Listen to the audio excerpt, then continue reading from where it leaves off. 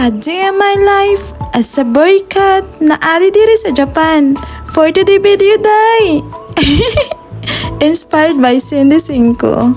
O, diba? Hello! Araw nga ng Sabado ngayon at wala nga akong pasok dahil dyan gagala tayo.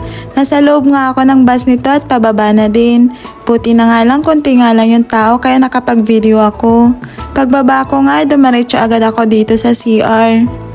At grabe, sobrang na-amiss nga ako sa CR nila dito. Paano ba naman kasi napakalinis at napakaganda ng ambience. At bago nga makapasok doon sa loob ng Dinosaur Museum, kailangan ko muna bumili ng ticket. 1,000 yen nga lang yan.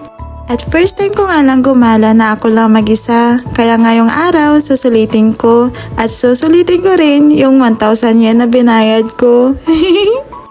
At dito pa nga lang, sobrang namamangha na ako sa sobrang laki. Kasama nga ito sa mga listahan ko na gustong gusto kong puntahan. Dati napapanood ko lang to sa mga TikTok. Pero this time, makikita ko na sa personal.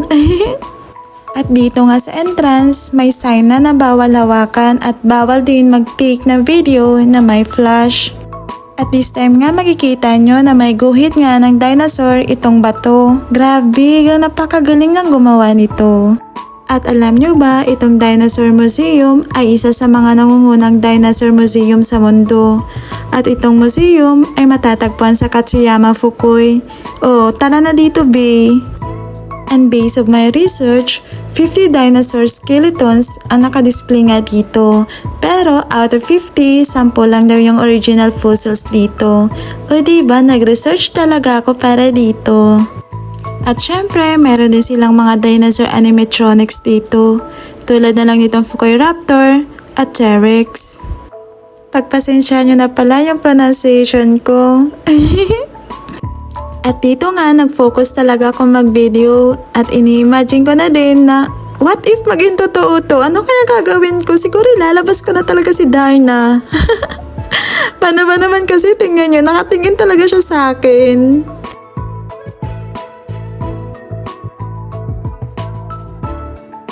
At dito nga, nakahanap na ako ng magandang spot para makapag-muni-muni at ma-enjoy na din yung view.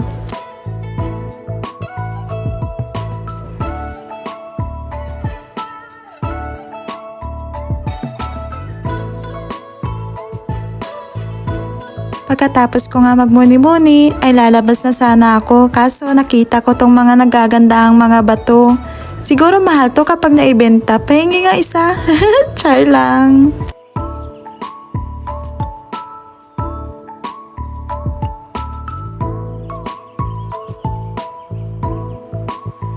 Gusto ko sana mag-video na mag-isa lang dito sa escalator. Tapos yung background, wag muna tayong umuwi.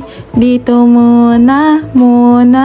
Kaso B, mag-isa lang ako kaya walang mag-video sa akin. Bawi na lang talaga next life.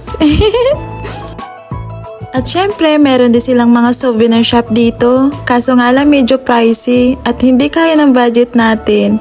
Kinuhanan ko na nga lang ng picture. Souvenir naman yun, diba? Siguro kung hindi lang talaga ako nagtitipid, marami na akong nabili dito. Paano ba naman kasi sobrang cute talaga nitong mga toys.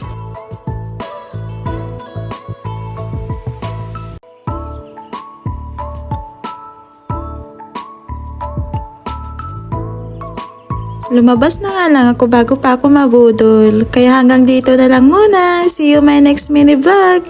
Bye!